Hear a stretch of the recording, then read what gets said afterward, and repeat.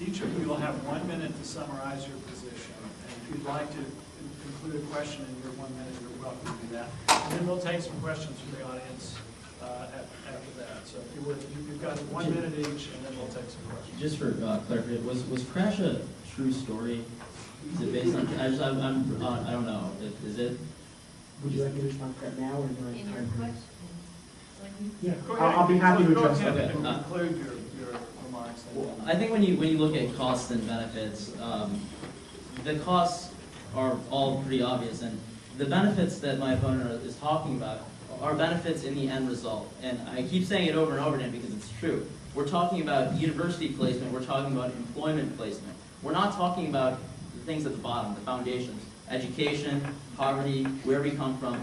My opponent cites these inherent, implicit feelings of racism that we have. First of all, I don't think that we all have a bit of racism in us. And I think it's unfair to say that everyone has some level of racism in them. And more importantly, it's arbitrary to measure that and say that we're going to institute public policy because we see some implicit, inherent racism that we can't really see or know really exists, but we think is inside people.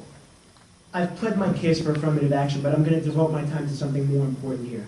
You know, the movie Crash, you may say it's a fictitious story. It's not. You know, is it fictitious that in the 2000 election there was voter fraud, disfranchisement in the state of Florida, where voters were held up in predominantly African-American counties and had their rights taken away from them by white people in the government who did not want them to vote, fearing political loss for themselves? That's not a myth.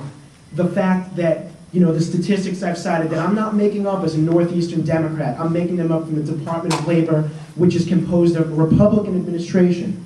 You know, the fact that African Americans, minority communities are abnormally plagued by these injustices of the economy is not a myth. You know, the movie Crash, it represents reality. It is not fictitious. It represents some injustice in our society. And if someone cannot see that and accept that, whether or not you agree with me politically, I think it's very important to me that you understand the injustices that plague our society. How you want to address them is your own choice. But to deny the fact that minorities are abnormally plagued by these is shameful to me. And I really hope that Democrats and Republicans can unite in realizing that. How you want to address it is your own ballgame.